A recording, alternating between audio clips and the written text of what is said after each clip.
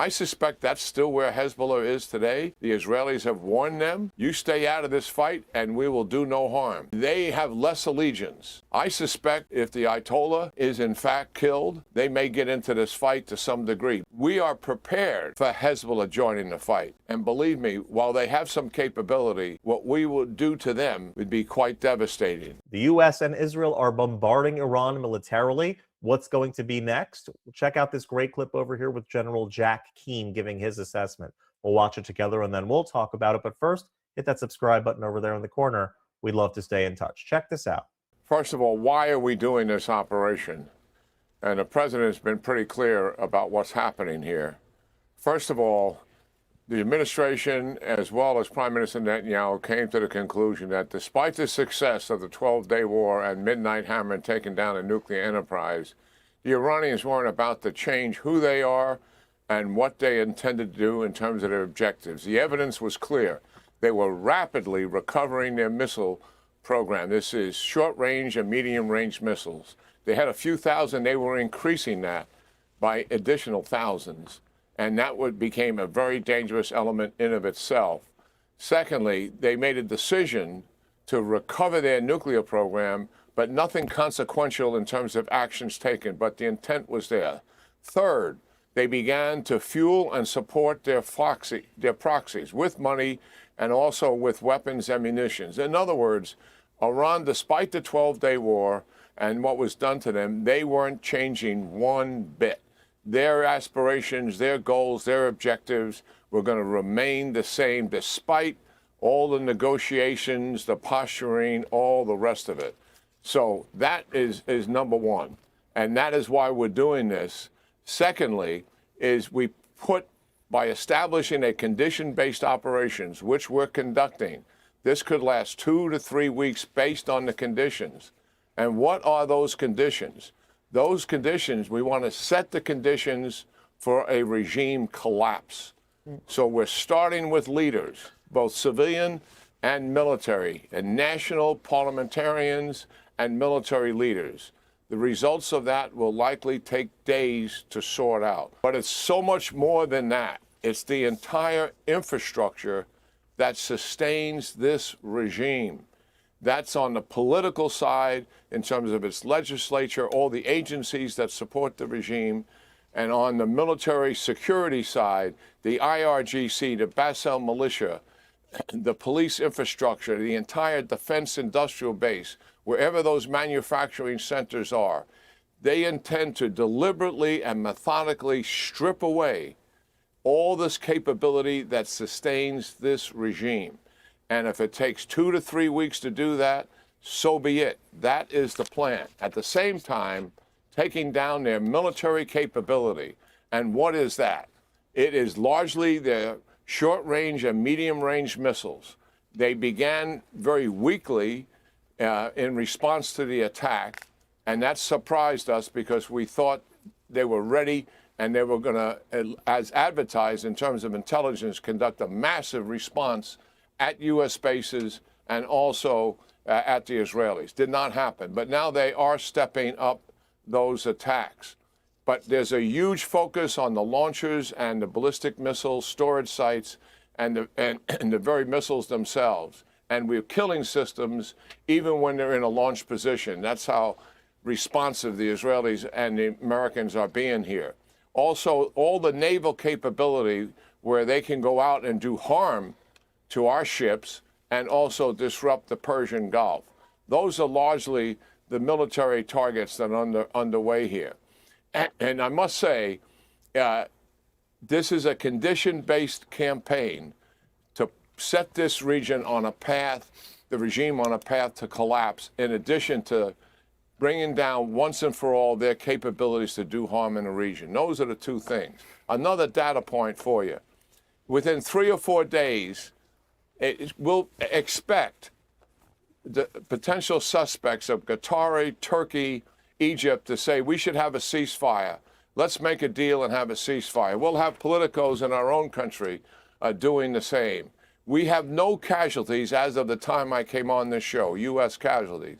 We may indeed have some casualties by then. It's expected that we likely will, realistically, in dealing with this regime who does have some capability to retaliate.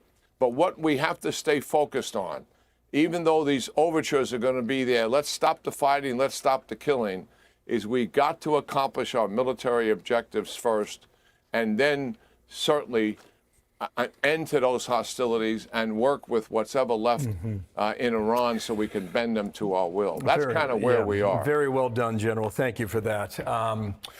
Follow-up question. The Israelis have the back of the Americans and vice versa, the Americans and Israel. The Americans also have suggested that they'll defend Kuwait and Bahrain and Qatar.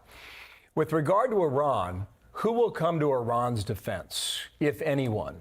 When you think about the Chinese that have had a cooperation relationship with them, the Russians more so than the Chinese, but you would suggest that they are on that side of the ledger.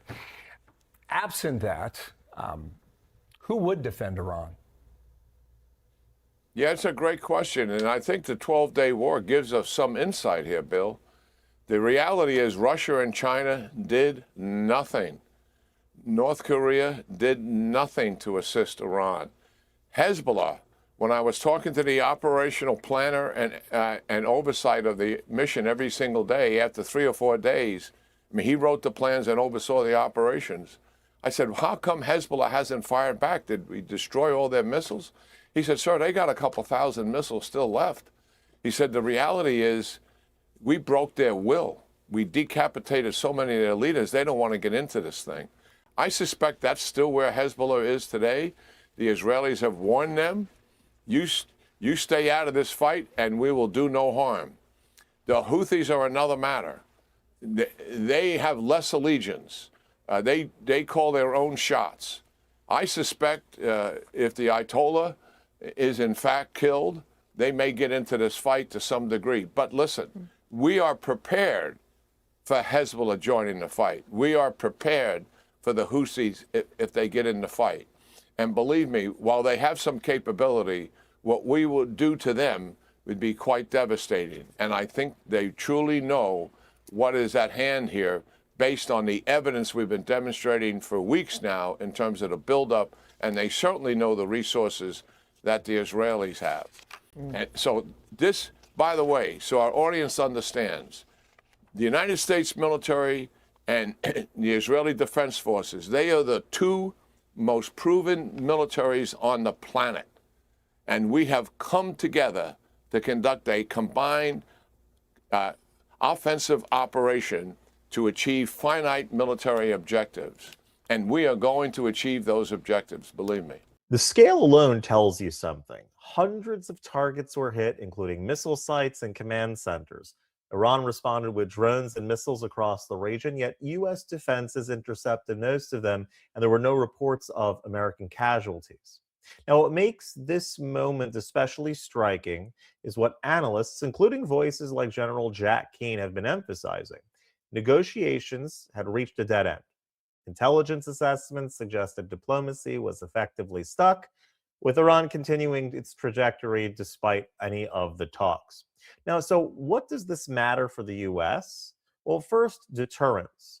For decades, Iran has been one of the principal sources of instability in the Middle East, backing proxy militias and threatening allies. Removing the leadership that orchestrated that strategy weakens the network at its core. Second is the nuclear risk. The strikes specifically targeted facilities that were tied to Iran's nuclear ambitions, which was an issue that has shaped global security for years. Every step that delays or dismantles that capability reduces the chance of catastrophic future. And third is the moral dimension.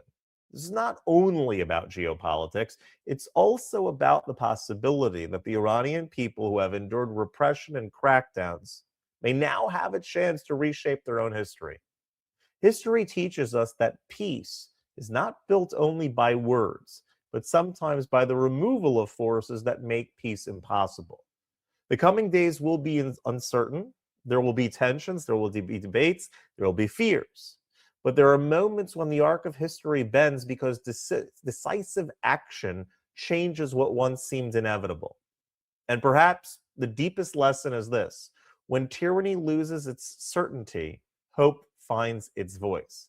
And hope, once awakened, is stronger than any fear. If you like this content overall, that subscribe button over there in the corner. We'd love to stay in touch.